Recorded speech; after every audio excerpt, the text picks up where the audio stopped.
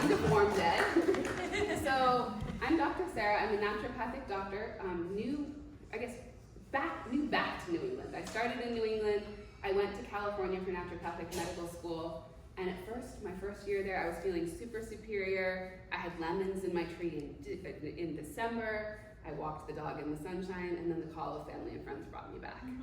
So really happy to be back here and really happy to talk to all of you about preventing and reversing memory loss. So, why does this matter? 10% of people over the age of 65 have Alzheimer's disease, and that percentage goes up as we go higher and higher into the decades. And by 2050, it's expected that the number of people with Alzheimer's disease is going to double. And if you think about how many individuals are required to care for anyone with Alzheimer's disease and the burden it causes on their family, that's a significant hurdle for our population to face. And then, this is the really good news. Those were some bad news things. The really good news is that more than half of the cases of Alzheimer's are linked to modifiable factors. And this number is what the conventional medical field is telling you. And from a naturopathic perspective, we really think like 80 to 90% of Alzheimer's cases have some modifiable risk factors. So this is just my quick slide to say, hey, this is legitimate. This is a scientific paper by Dr. Dale Bredesen. He's a medical doctor, and he's been doing this work. He's really pioneered this work for 12 years. And this is his case study. It's blurry, but the paper is there. Dr. Dale Bredesen studied 100 of his patients' case studies, and this is showing us that 84 of the people with full-blown Alzheimer's disease in this study improved their symptoms on this protocol. 4% of people held steady, and 12% of people got worse. And when we consider what's out there from a conventional perspective, it might be a prescription that makes you feel better for a couple of years. These numbers are absolutely incredible. And some people have been able to return to work. Some people have been able to get back into activities that they love. So really, really profound. This is our only complicated graph, I promise, and I'm going to walk you through it. So here on the bottom, we're talking about the stages of Alzheimer's disease. We go from normal, completely healthy brain, and then we go into the preclinical phase. Our red line here, that is the amyloid beta accumulation. Has anyone heard of amyloid beta? Those are the plaques that form in the brain that are associated with Alzheimer's disease. So you can see here, we're normal in terms of symptoms, but we're starting to develop the amyloid beta plaques. Then we get into preclinical, and there's a phase where we have enough plaques that we consider it preclinical Alzheimer's disease, but the person has absolutely no symptoms. Then we get into a phase which is subclinical Alzheimer's disease, and this is a phase where a lot of my patients say they feel kind of gaslit, because they go to the doctor and they say, I'm having trouble finding my keys, I'm having trouble remembering names. The doctor does a MOCA test, that really fun test where you have to remember 5 words and draw a clock. They're fine, and the doctor says this is just normal aging. But if we look at our graph here, at that point in that preclinical phase, we have amyloid beta in the brain. We're starting to have dysfunctions in our synapses, which is the connections between our neurons. And we're starting to have tau buildup, which is that other protein associated with Alzheimer's disease. We then progress into mild cognitive impairment. That's the phase where somebody's starting to have pretty profound difficulties with memory, but they're still able to function and do their activities of daily living. And to count as full-blown Alzheimer's disease or dementia, we start to have problems with activities of daily living. So all you need to know about this complicated picture is that the changes in the brain associated with Alzheimer's disease start 20 to 30 years before the first symptoms and are reversible. Sir, Yeah. can you flick your computer? Yeah. More? Yep. Thanks. I promised. Anne thought I was going to kick over this water. That was going to be the moment. Now, can we see better? Yeah. Can everyone see? Yeah. Thank you so much for speaking up. So we're going to get a lot less technical now and hopefully a little bit more fun. And we're going to talk about building a strong cognitive house. My disclaimer is that I am not a builder. And I guess surveying the audience, is anyone in construction? Okay. So I apologize if some of these analogies don't work. However, nobody really likes to talk about things like this. So we're going to talk about a house, and mostly it's going to work. So we're building a strong cognitive house because we're here at Hungry Hearts. We have this brain relay lifting those big barbells. And so it all starts with the foundation. And the foundation, when it comes to preventing or reversing Alzheimer's disease, is diet, exercise, sleep, stress, and mental stimulation. And we're going to talk about all of these in detail. So, eating for brain health. Can I Yeah. I've heard Alzheimer's referred to as early onset Alzheimer's versus just maybe dementia or setting in later for other Yeah. people. What are you talking about here? I'm talking about, so this talk is specifically about Alzheimer's disease, which can have an early onset form, but it can also have a later onset form. However, these principles apply to other types of dementia, like frontal body dementia or Lewy body dementia and stuff like that. The great thing about preventing Alzheimer's is we're doing things that are good for our cognitive health in general. And so it's one of those, like, all ships rise as we work on this. So there's 3 main principles for eating for brain health. On our far left here is intermittent fasting. And it's a very buzzwordy topic right now. And I actually don't like it for everyone. So I'm gonna go out there and say I don't like it for everyone. I don't like it for menstruating females, just because it's too much calorie deprivation. However, I really like it for Alzheimer's prevention. There's a couple reasons. We have some big words here. The first is we have enhanced autophagy. And autophagy means automatic, phagy, eating. So autophagy is when we're eating things in the body that don't belong. And so when we're doing that intermittent fasting overnight, it increases the rate of us eating those plaques in the brain and dissolving them. The second reason is that we have reduced neuroinflammation when we do intermittent fasting overnight. So less inflammation in the brain is good. We have increased BDNF. We're going to see this word several times through the presentation, and that's our brain-derived neurotropic factor. And you can just think about this as gasoline for the brain's connections. It's really good for boosting brain growth in our connections. And it improves the health of our mitochondria, and those are the powerhouses in our cells. Yes? Can you define intermittent fasting? Yes, How do you use it? absolutely. Great question, and I love this, and please keep asking questions. It's going to be way more fun this way. So intermittent fasting for general Alzheimer's prevention, it's 12 hours on, 12 hours off. So not an extreme protocol. So basically stop eating after 7 p.m. and then you can start back up at 7 a.m. Yeah, or whatever window works in your life. Yep. The caveat is there is an Alzheimer's gene, which we'll talk a little bit more about, and for people who have the ApoE4 variant, if they have 1 copy of that gene, then we like a 14-hour fast. And if they have 2 copies of that gene, we like a 16-hour fast. Second category, and this is a hard but important one, is stop eating 3 hours before bed. A couple reasons we do that. The first is that it improves our sleep quality, and we're about to talk all about why sleep is so important. The second is we have more efficient glymphatics. And glymphatics is like the drainage system of our brain, where we take out waste. That system works better when we're on a fasted mode. And then the third reason is that we have less risk for nighttime hypoglycemia. When we eat close to bed, we tend to have a blood sugar spike, and then that blood sugar comes back down. And glucose is the key fuel for our brain. And when we have that drop in blood sugar through the night, we sleep through it. Whereas during the day, we would get the hunger signal and we would eat again. And then finally, using food to fuel your brain. So a couple things to talk about here. One is the keto diet. The keto diet, again, I don't like it for everyone. However, for someone with Alzheimer's disease, it's the most effective in bringing back cognition. And that's because ketones are the best fuel for our brain cells. But for people who want to prevent Alzheimer's disease, I really like the MIND diet. And that's a combination of 2 different diets, the Mediterranean diet and the DASH diet, which is for hypertension. That diet, in a big 20-year longitudinal study, is associated with a 53% reduction in risk of Alzheimer's disease. Yes, Kathy? Isn't keto really high in calories? Keto doesn't have to be high in calories. It's based on how we balance our macros, and it's the ratio of fat to protein to carbohydrates. So I know that the myth about keto is it's that people just housing tons of bacon, and that's one way to do it. That is not how we do it to prevent Alzheimer's disease. Yes? Could you explain a little bit more about the brain using ketones versus glucose as its primary fuel source? Yeah, absolutely. Both are really good fuel sources for the brain. However, ketones have like a selective preference for brain cells, whereas glucose is kind of used uniformly through the body. And so when we're working on a neurodegenerative condition and we're in ketosis, we're really ensuring that all that fuel is maximized to the brain. Does that answer your question? Yes. Okay. And then, really important, whether we're doing keto or diet, it's very clear from the research that we want to be plant-rich.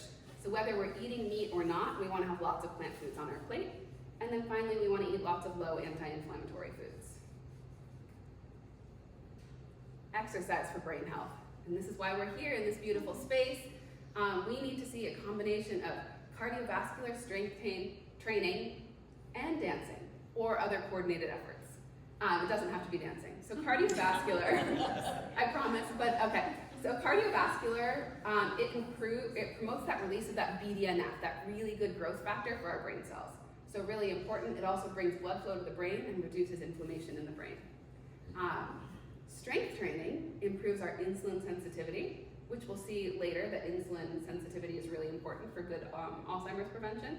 And it also just boosts growth factors throughout the body. And those are pretty self-explanatory. Together, between our cardiovascular and our strength training, we want to aim for about 150 minutes a week. And that can be in 15, 10-minute sessions. You can do the math. We don't kind of care how you divide it up, but 150 minutes is the target. And then dancing. Dancing is the best activity for Alzheimer's prevention because not only does it potentially have social interaction, and loneliness and Alzheimer's are so linked, but the reason it's so effective is that it engages in dual tasking. So multiple brain regions are required to memorize choreography, to attune the body with the music, and then to move the body in those preset ways. So dancing is super, super good for Alzheimer's prevention, and it also improves coordination and balance. And you could probably, if you don't want to do ballroom dancing, you can turn up the music in your house and just rock it out, or potentially coordinated hit sequences or something like that could do the trick. Sleep. So this cute little fox here is reminding us that we need at least 7 hours of high quality sleep. The big reason is those amyloid beta proteins. Remember that word autophagy? Those amyloid beta proteins are cleared during deep sleep specifically. So that's why we're stopping eating 3 hours before bed, is because when we eat close to bed, it's harder to get deep sleep. And deep sleep is when we clear those plaques. And sleep improves synaptic plasticity. Synapses are where the two wires of our neurons come together, and plasticity means they can connect and reconnect with each other. So really important to making new memories is that plasticity of the brain. And when we sleep enough, we have reduced neuroinflammation. Second, good oxygenation is really important. So we want our oxygen levels at 96 or above. There's a huge myth out there that, hey, I don't snore, or my partner hasn't had the guts to tell me that I snore, so I don't have sleep apnea. It's not a reliable indicator. I highly recommend if someone has family history of Alzheimer's that they get tested for sleep apnea, or I'm a huge fan of my Oura ring that tells me how I oxygenate in the night, and it will give you a sense of how well you're doing there. The reason for this is that hypoxia, so low oxygen levels, cause oxidative stress and neuronal injury. And our brain cells are the most sensitive of any cells in our body to low oxygen. So even dropping below 96% in the body can injure our neurons. And then finally, sleep hygiene. This is the obvious stuff that nobody likes to do. So avoiding blue light in the evening, about an hour before bed. You can do it by just avoiding screen time and unwinding with a book, or they have these really high fashion orange lens glasses, I should have brought mine, that you can wear that block out the blue light from around you. Or you can certainly get like the dark mode on your devices. The reason we have this picture is salt lamps make a nice orange light. So you get the picture. Yes? Do you wear your orange glasses all day long, just in the evenings? I do blue blocks if I'm doing screen time during the day, but the orange, specifically about an hour before bed. There are people who say anytime after sunset, but it makes me sleepy like within an hour, so that's why I wear it. And does everyone know why the orange glasses work? No. Okay, so take ourselves back to our cave friends, and they're awake because the sun is in the sky, they're awake. The sun starts to set, the light is orange and pink and yellow, and their body starts to release melatonin. And then it's dark, there's nothing else to do, and they go to bed. Now, in our modern era, all of these beautiful lights are making us think that it's daytime, because they're blue lights. Our screens especially make us think that it's daytime, and daylight inhibits melatonin release, and melatonin is the neurotransmitter that helps us sleep.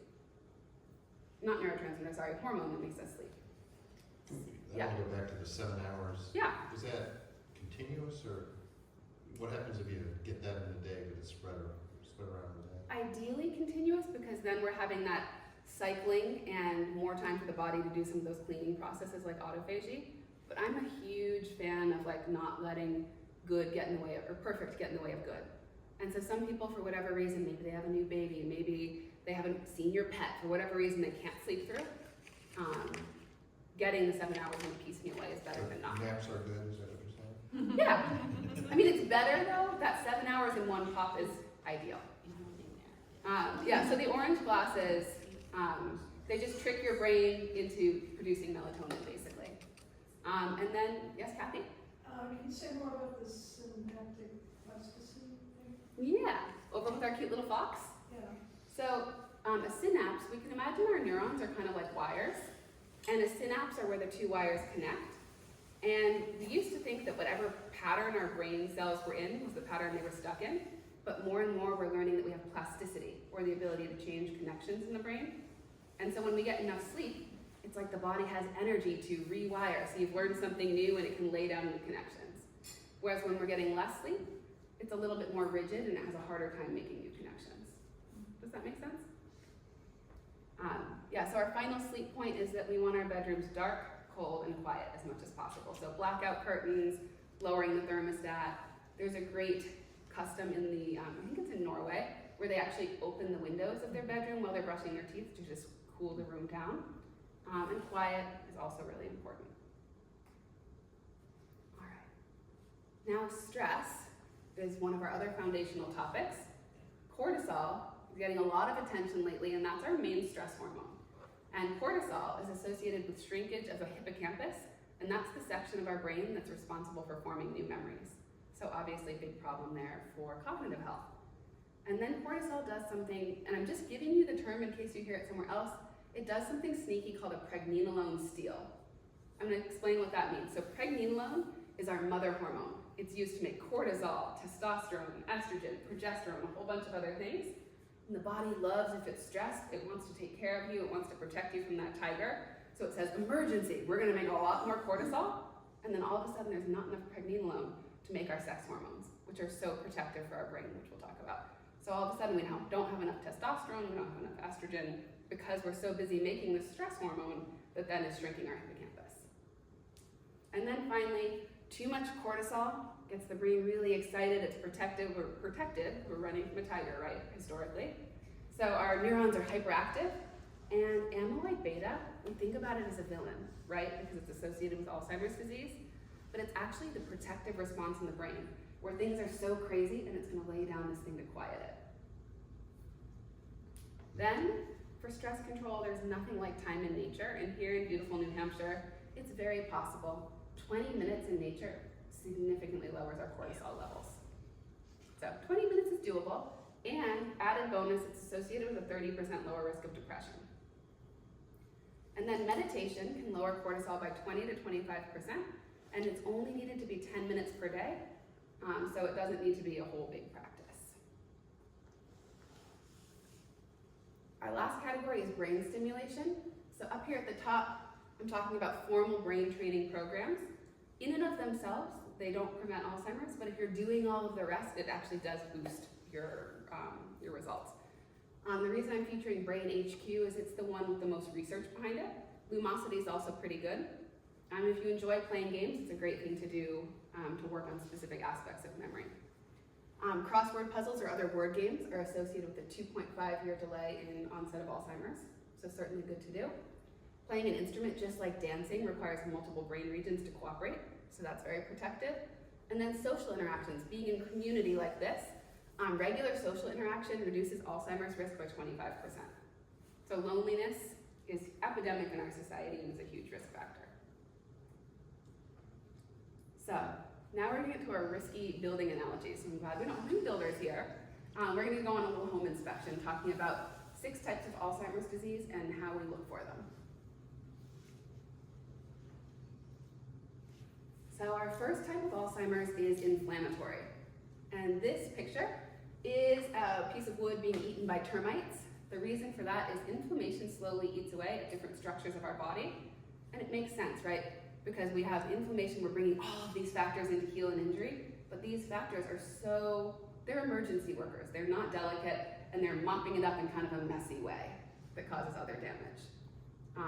This is our hot Alzheimer's disease because it's inflamed, it's active, it's lots of different factors going. And like we were talking about earlier, when we've got that huge immune response, that huge inflammatory response, the way the body cools it down is with a nice blanket of amyloid beta. So what we're looking for when we're assessing for inflammatory Alzheimer's disease, we're looking at hs-CRP. That's a blood test that looks at our overall inflammation level in the body. We're looking at our ratio of albumin to globulin. Those are two proteins in the blood. We're looking at IL-6, which is a major inflammatory marker, TNF-alpha, another inflammatory marker, and the ApoE gene. And the ApoE gene, that's the Alzheimer's disease gene that you hear about in the press. Super, super interesting fact about it is that did you know that that was the main variant of the gene forever in evolutionary time? And then that's because in history, back before we got into sterile society, the ApoE4 variant is pro-inflammatory. And if you were stepping on nails, drinking dirty water, eating food that wasn't cooked properly, having extra inflammation was protective. And people who had it survived longer. But now that we don't have such constant exposure, but also back in those times, people didn't live long enough to develop Alzheimer's disease. They were trying to survive. So, but now in modern society, where we're in a very sterile world, we don't need that extra inflammation to survive, and it actually puts us at risk for chronic disease. Sarah, Yes. are those labs something that like my MD would order, or is that something that you? That's a great question. Yeah. I was gonna ask that too. Yeah, this is great. It's like I plan to do this. We're going to talk at the very end about cognoscopy, where we can test for all of these with a naturopathic doctor. However, you can get your doctor excited about a couple of them. And so here's what I say. We work with all types of people, and for people who can't afford a naturopathic doctor or one's not accessible to them, there's certain of these labs, and I'll highlight them for you, that your regular doctor will order and you can get a sense. However, if it is accessible, and we'll talk about what the cognoscopy looks like, it's preferable to have a full assessment done. But hs-CRP, super standard lab, your doctor will happily order that. And the albumin to globulin ratio, that comes as part of a comprehensive metabolic panel, so you can get them to order that too. Yes? Are these labs something that we would ask for if we want to start a baseline? Or we would ask for it because we are nervous because of family history, or we can't find our car keys? Yeah, so great question. I'm gonna just tell you guys about the cognoscopy and then we'll talk about it again. So the cognoscopy, I think it's a clever name. Dr. Bredesen, who I referenced at the beginning, is the one who came up with it.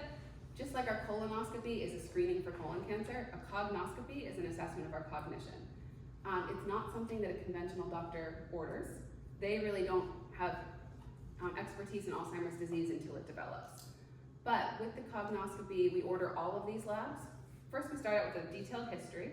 We order all of the labs that I'm highlighting today, and we also do a special kind of cognitive test that's more sensitive.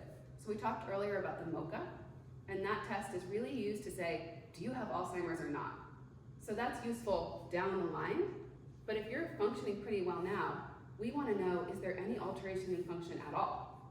So it's more of a proactive test. It's very sensitive, and not only does it say where you're at on the spectrum, it says you're 74th percentile in processing speed, you're 88th percentile in executive function. So it gives you a detailed report. My recommendation is that everyone gets their first cognoscopy at age 45 when they get their first colonoscopy, because we talked about how the changes that go with Alzheimer's disease start 20 to 30 years before onset of symptoms. I also would recommend anyone who's concerned about developing Alzheimer's, the minute they're kind of feeling forgetful or anything like that, that's a great time to do it. But I'm hoping that in 20 or 30 years, that it's really routine to get that cognoscopy at age 45. And then from that point, if you're doing great, we just do it every 10 years. And if you start to see change, we do a repeat. The other thing, we'll talk more about the cognoscopy. Other questions before I go on? So, the great news is all of these risk factors we're talking about are modifiable. So that's the really good news. So if somebody has a lot of abnormalities in those labs we looked at the last slide, this is in general how I would treat it. So first we look at what's causing inflammation. One of the big things is oral hygiene, and actually more than 50% of people with Alzheimer's disease on autopsy are found to have oral bacteria in their brains. So we're gonna find out when was the last time they went to the dentist, What are the history of cavities? What's the oral hygiene routine look like? And we also can have dental biofilms, which is collections of bacteria in the mouth that are hard to break up even if you don't have a cavity. And so that's the types of things we would address. We also look at whether there's things in the diet that are creating more inflammation. We assess for metabolic syndrome, and we look for gut dysbiosis. So gut dysbiosis means a collection of bad bacteria that create inflammation building up in the gut. Once we figure out what's causing the inflammation, we treat that and get rid of that cause of inflammation, and then we treat. So we first have something called pro-resolving mediators. That's the name of the supplement, and that is like our stop on inflammation. It's kind of like similar to prednisone on the allopathic side. It's a strong drug that brings inflammation down. Our pro-resolving mediators, before we figure out the cause, they lower that inflammation level to lower your Alzheimer's risk. Then we figure out the cause and treat that, and then you come off those mediators. We also have some great anti-inflammatories. Does anyone know any natural anti-inflammatories? There's some hints on the slide. Ginger. Turmeric. Yeah, ginger and turmeric are some of the big ones. We also will regulate the immune system, and we do things to boost neuron and synapse growth. Our next type of Alzheimer's is glycotoxic. This is our diabetes type 3 that you hear some people saying, oh, Alzheimer's disease is just diabetes type 3. It is for some people, but not for everyone. This is our sweet Alzheimer's disease, and just like wood that has prolonged exposure to moisture starts to decay, body structures that have prolonged exposure to sugar get brittle and start to decay. Sugar causes oxidative stress and can damage our neurons. And when our wood starts rotting, it attracts pests and fungi that accelerate the process. And when we have too much sugar for so long, we develop insulin resistance, which then worsens inflammation, and we start to have those amyloid plaques. So it kind of builds on itself over time. The labs for this are very simple.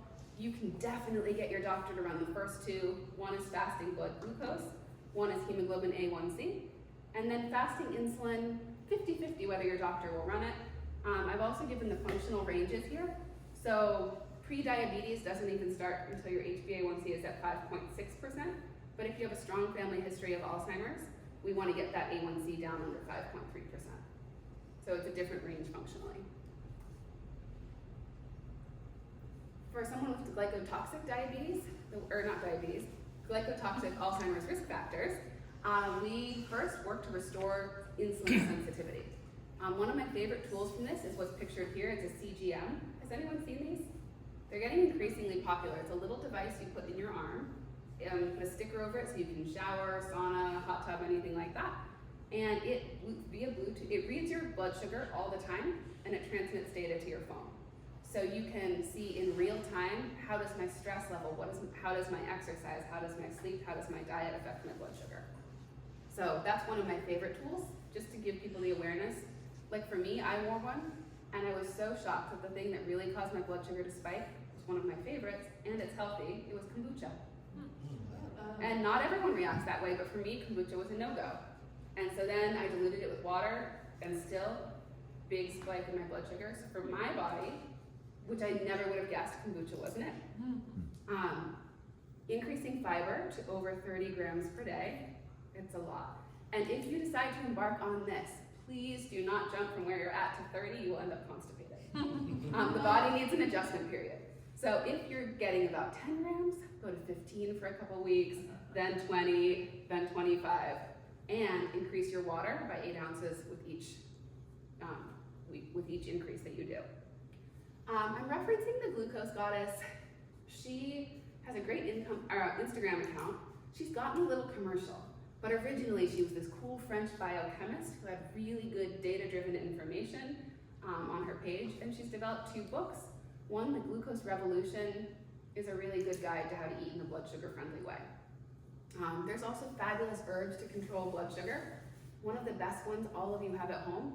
Any guesses? Something you use in breakfast and in baking? Cinnamon, yeah.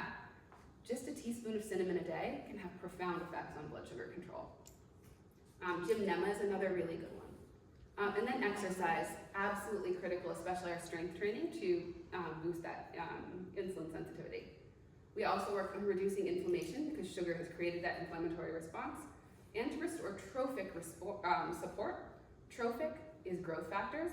And so when we have high insulin, it suppresses a lot of the other hormones that our brain needs to function. So until we control the insulin, we need to boost those other growth factors. And then this is an interesting one, because in most patient cases, I say go for protein, eat more protein. However, if somebody has insulin resistance, too much protein makes it harder to control their blood sugar. So that's the one exception. You want to have, that's over. I'm so bad with those little left-right alligator mouths. We want to keep it under 0.8 grams per kilogram. Has anyone heard of the drug metformin? Yeah. Metformin is a really good drug for blood sugar control. However, if someone's worried about Alzheimer's disease, it is associated with increased amyloid beta. So it's not good for long-term use for Alzheimer's prevention. In terms of your Yeah. first list of restoring the sensitivity, Yeah, is it every one of those categories you want to work on, or does one, you have to find out which one works best for you, or how does Yeah. that work? you'd want to figure out which one works best for you, and that's where doing this work, absolutely try to DIY it, and it'll be okay, but that's where we really do like to work with people and guide them through this process, because it'll kind of depend on where you're at and individual factors. I would say there's no one who couldn't benefit from CGM, so that might be a really great place to start. That's the glucose monitor, just because then you'll know individually like what's causing your blood sugar to rise and fall, and you can just avoid those foods. And how long did you wear yours? Like a couple of weeks or just a week? Or They last for 2 weeks. I'm always trying things that I want my patients to do. Yeah. So I did this program that had 2 weeks on, 2 weeks off for 3 cycles. Mhm. And it, like, at first there was a baseline period, and then there was an experimenting period, and then there was a follow-up. Just because I wanted to try the There's a program. difference between your sugar level and your sensitivity to insulin, right? Yeah, So that's only telling you how well, what's happening to your sugar level, right? Yeah. It's not telling you what's happening to your sensitivity. no, it's not. So there's different tests. These are the basics. We also look at HOMO-IR and some more advanced testing to look at your insulin sensitivity. And if we find that there's insulin resistance, there's really targeted things we can do, and that would certainly be those blood sugar herbs, other nutrients that would come on board as well. But it ends up being so individualized. I always struggle putting together these slides because every time I drive my friends and family crazy because they say, what supplement should I be on? And I'm like, I truly don't believe that there's any one supplement that everyone should be on. So it's just so individualized. Our third type of Alzheimer's disease is atrophic. This is our cold Alzheimer's disease. So here we're inspecting our insulation because a house without insulation cannot hold warmth, and a brain without enough stimulation from hormones and nutrients can't do normal functions and build new connections. So for this, we're mostly looking at hormones. This type of Alzheimer's disease tends to come on after menopause for women because we have a drop in estrogen levels, but the types of hormones we're looking at are thyroid hormones, cortisol, that stress hormone we talked about earlier, pregnenolone, that master hormone that is on top of all of them, estradiol, progesterone, testosterone, and vitamin D. And this one's pretty easy to treat because if you're low in any one of those things, you bring it back. So we optimize that trophic or growth support. One of the common things that we do is bioidentical hormone replacement therapy. That's not something I do personally. My business partner is a women's health expert and hormone health expert for both men and women. So those patients will do a little consult with her for the BHRT. We have a supplement called Semarelin that can boost growth hormone. We can use a combination of 2 supplements, citicoline and DHA, to boost the formation of new synapses. And whole coffee fruit extract also promotes growth of new synapses. Is coffee good or bad for Alzheimer's? It's actually protective with caffeine. I can't tolerate caffeine. A lot of people can't tolerate caffeine. But if you tolerate it, 1 to 2 cups of coffee is actually neuroprotective. You say you just tolerate it, what happens? I get jittery. That's a bad thing? I'm like so like go that nobody would want to see me faster. Yeah, I've been told I get a little annoying on coffee. And I also feel like the shaky hands, it's too much. Is it the caffeine or, I think it's the caffeine. so the caffeine pill or But something? it's the caffeine that's neuroprotective. The caffeine, so you could take a caffeine pill. So yeah, so you can do a caffeine pill, but the decaf coffee, lovely, drink it every morning. It's not Alzheimer's protective. Caffeine is what it is. Mhm. So if you're like me and can't do the coffee, green tea becomes our best friend because green tea is caffeine, but the L-theanine in the green tea calms that jittery response. So, next type of Alzheimer's disease, this is the hardest one to treat, and that's our toxic Alzheimer's disease. This is when, just like we have toxins, like in this house, they've pulled up the carpet and we found the dreaded black mold. And this mold is damaging the integrity of the house and it's making the people who live there sick. If we have a toxic presentation of Alzheimer's, it's also damaging our structures. So this type of Alzheimer's looks a little different than the rest of them. Up until now, we've been looking at amnestic Alzheimer's disease, like amnesia, forgetting. So it's people who are having trouble with remembering names, finding keys, stuff like that. This type of Alzheimer's has a couple keynotes. It's people who used to be really good at math and are now struggling to calculate the tip at dinner, so trouble with calculations. Or people who used to be really good at all kinds of games and now they're trying to learn a new game and they're having trouble putting all those different steps and pieces together. So it just looks a little different than the other types of Alzheimer's. This one also really commonly comes on after menopause because our bodies do a cool thing and they keep all of the toxins and they tuck them away into our bones so that when we're in our reproductive years, we don't have too many toxins floating around to pass on to our kids. But after menopause, if we have osteopenia or osteoporosis, our bones are breaking down faster than we're building them up and those toxins start to get released. It's nice for the short term, but what we do for this one is we look at liver function because our liver tells us a lot about toxin levels in the body. We look at our white blood cells because if you have a chronic infection like Epstein-Barr virus or something like that, our white blood cells get tapped out. They tend to be a little low. We look for mold, that's why this picture, in the urine. We look for heavy metals. Alzheimer's disease is really associated with mercury and aluminum. Wait, And- you said mold in the urine? Yep. Actual mold in the urine? Mycotoxins, so it's not mold, but it's the toxins from the mold is excreted in the urine. So a lot of homes, certainly in Southern California, but I think in New England too, have mold damage. And depending on whether or not we're able to process those mycotoxins, 70% of people can, 30% of people can't.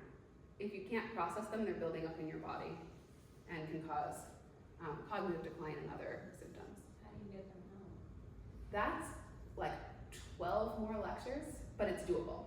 If that's your case, it's definitely with the guidance of a professional. It's something I treated extensively because I was in close contact with a clinic with mold damage, and so my practice and residency was probably 50% people working with mold illness. And then gut infections. So if we have a buildup of yeast or parasites or bad bacteria in the gut, that can also cause this toxic Alzheimer's disease. For toxic Alzheimer's disease, we have to identify and treat the toxins or pathogens using the types of tests that we looked at before. We also want to look at the status of our detoxification system. So if the body's been working really hard because of infections or molds, we want to see, is there any detox power left? So we look at glutathione, vitamin C, vitamin A, and we boost those if needed. In this case, the keto diet is really essential, and adding on top of that keto diet all of these wonderful detoxifying foods. We want to have strict removal of the exposure, so whatever is causing it, if we're in a moldy house, getting that person out of the house or getting the house remediated as quickly as possible, and then boosting detoxification with glutathione treatments and sauna. And sauna, just fun fact, is if you're using a sauna, we excrete both metals and mycotoxins through our sweat. So sweating through exercise or through sauna is a really effective way at lowering our toxic load. However, we also reabsorb them through our skin. So if you're going to try that technique once you get out of the sauna, showering within 10 minutes and washing with a castile soap to remove those toxins, yes. Temperature of the sauna for effectiveness? It doesn't matter. So for this particular purpose, it's about sweating. Just sweat. Yeah, Some people sweat more than others, right? very true. So people that don't sweat a lot, is that an indicator or something that? There is a loose correlation that I've heard from my mentors that people who sweat less have more of a toxic load.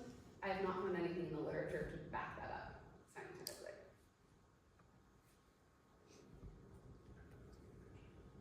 All right, this is our second to last type of Alzheimer's disease. This is a pipe that's been sadly invaded by a big tree. This is our vascular Alzheimer's disease. You can all imagine that this pipe is our blood vessel, and it's been invaded by plaque. So clogged blood vessels lead to decreased blood flow to the brain. And when we get less oxygen to the brain, or when we have less blood flow to the brain, blood brings new oxygen, super important for cell health, and also removes waste and toxins. So for this, we're looking at that sleep study, making sure the brain's well oxygenated at night. We're doing an advanced lipid panel, so our regular cholesterol panel with LDL, HDL, all of that, but we're also looking at some other factors like LDL particle size and LDL particle number, which is again, different talk, but it's definitely really helpful. We also look at blood pressure. If we have somebody who has the vascular risk factors, we're focused on reducing inflammation because the plaque irritates the lining of our blood vessels and causes inflammation there. We want to normalize those lipids with fiber. Bergamot is a really powerful herb that lowers our lipid levels, and red yeast rice works exactly the same way as a statin. It's an HMG-CoA inhibitor. And then we want to boost blood flow to the brain. The first way we can do that is with EWOT, which is exercise with oxygen therapy. Really great for oxygenating the brain, so that's walking on a treadmill with a little oxygen tank. And you can also use ginkgo or other herbs to help bring blood flow to the brain. Last type of Alzheimer's is the most rare. That's our traumatic Alzheimer's disease. And just like physical damage can alter the structure of a house, physical damage can alter the structure of the brain. And even a mild TBI doubles our Alzheimer's risk. So there's no labs for this. We're actually just assessing for a history of head trauma. The treatment for the traumatic type of Alzheimer's disease, the first biggest one is avoiding further head trauma. And so that's having a serious talk with someone. Maybe they had a ski injury and they love skiing. We have to talk about the pros and cons of continuing skiing. Maybe they can be a green run diva, but no more black diamonds.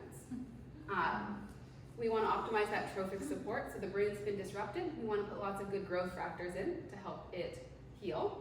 We want to reduce phosphatau. So phosphatau is kind of like the Band-Aid that the brain lays down after it's been jarred, but it's associated with Alzheimer's disease. The best supplement for doing this is nicotinamide. And then we want to boost the growth of new synapses. We've talked about these before. We have acetylcholine and DHA and whole coffee fruit extract. Definitely doing brain training with these folks. And our fancy picture here is stem cells. It is not yet proven whether or not it can help, but it's a very promising area of research, specifically for this traumatic type. So, putting it into action.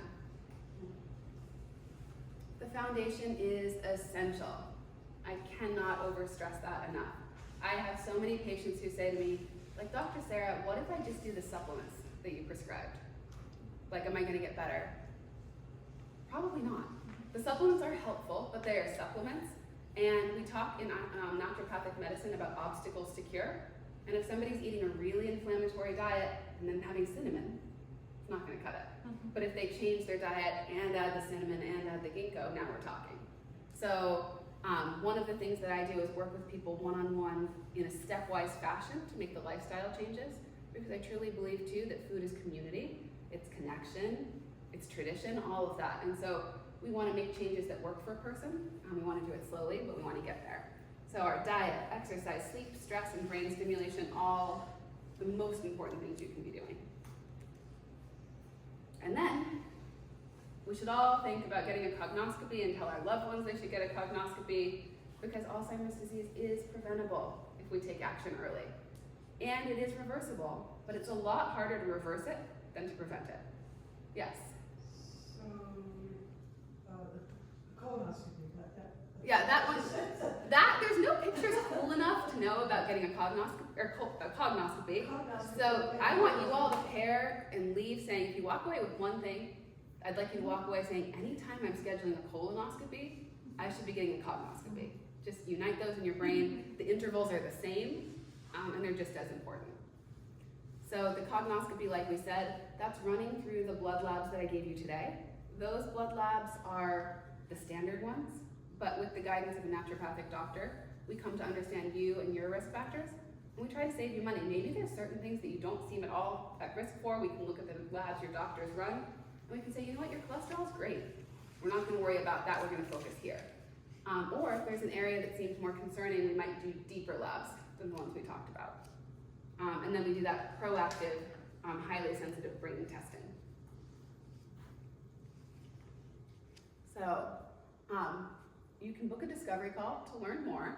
This is a picture of our pretty website, and you would just go to the For Patients tab and the New Patients tab to book your discovery call. And as a thank you to anyone who attended tonight, the code HungryHearts15 can be used at checkout to have a free discovery call.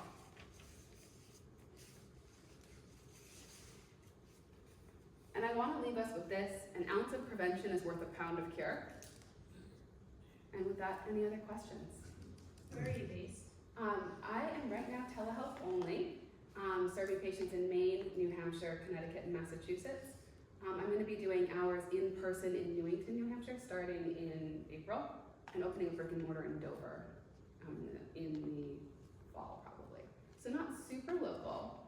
However, if we have enough population base here, these are my lovely parents in the back who are from this area. So I have a vested interest in this community. Yeah, I have a vested interest in this community, and so if we do get enough of a patient base here, I would absolutely consider coming out, and getting a sublease one day There's a a lot week. of forgetful people. Yeah, Oh, I was just gonna ask about reading. reading. You listed other things to do to help your mind get back in its own. What about reading? Anything that we're doing that's not just like vegging out and watching Netflix is great for the brain, but reading is a little bit more passive than puzzle solving and those brain games.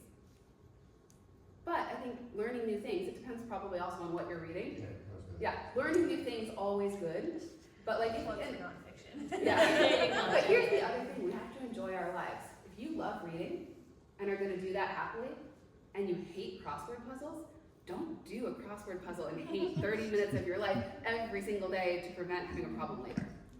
Like, you have to go where you like it.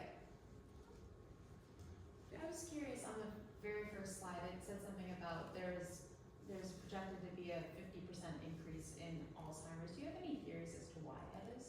I think all of these things that we were talking about here today, like our levels of diabetes are also going up about as fast.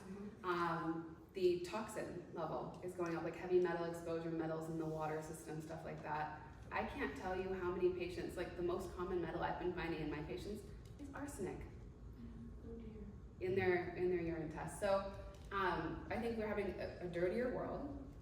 I think we're having more screen time, less connection, less community. There's just all of the factors add together. We've done this big messy experiment where we've changed so fast, so it's really hard to point the needle at any one thing on a global level. But what's handy is, and I didn't say this with the cognoscopy for any one individual, we make a nice little table for you for each category of Alzheimer's disease, and we say, out of the things, here's where you're not at risk, and here's where you're at risk. So it looks really clear. All of a sudden, it's not this big problem, am I gonna get Alzheimer's? We can say, for you specifically, we're gonna look at vascular, and here's what we're gonna do about it. Whereas for the population, it's all the things. But I'm not sure, I mean, to your question, so many of us aren't actually eating food, so there's nothing to fuel our brain. There's not the right minerals and vitamins and everything else. And so if we're doing that for a great portion of our lives, we're not helping our brain out. No. There you go. Yeah, so there's so many reasons, but what's really great about this message is, I think conventionally, the message is it's normal. Like, it's normal for aging people to forget things, to lose their keys. It doesn't have to be normal. The case studies that this doctor's done for people with symptoms, putting them on this protocol, are just absolutely incredible with the reversals. And what does that talent look like for in terms of reversal? Different depending on which type you have, and depending on what somebody is willing to do or not in terms of lifestyle change. The toxic kind is hard because we can't, if we try to pull out, like let's say somebody had a mold illness and we just throw everything at it, they're gonna have a huge toxic die-off reaction and be miserable, so we have to go slow. Whereas if it's blood sugar control and somebody's really ready to make big dietary change and they feel the urgency, you can get better from that very quickly. So it depends. a year, what, or? For the 3 person months? who just has the glycotoxics, just that sweet risk factor pattern, just the blood sugar, you could start to see improvement in 3 to 6 months. Toxic is 1 to 3 years. It depends. 3 years. But we're making incremental progress through the thing. But I've learned in treating the mold sick individuals that I have that fast is not better.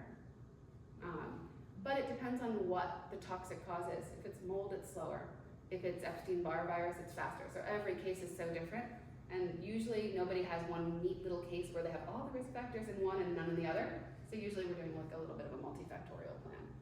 Peter, did you have a question? Yeah, I was, with a cognoscopy, can you just describe the process of how it happens, and I assume it's not covered by any of the things that Yeah. other stuff? That's a great question. I can speak to our cost structure and what it looks like.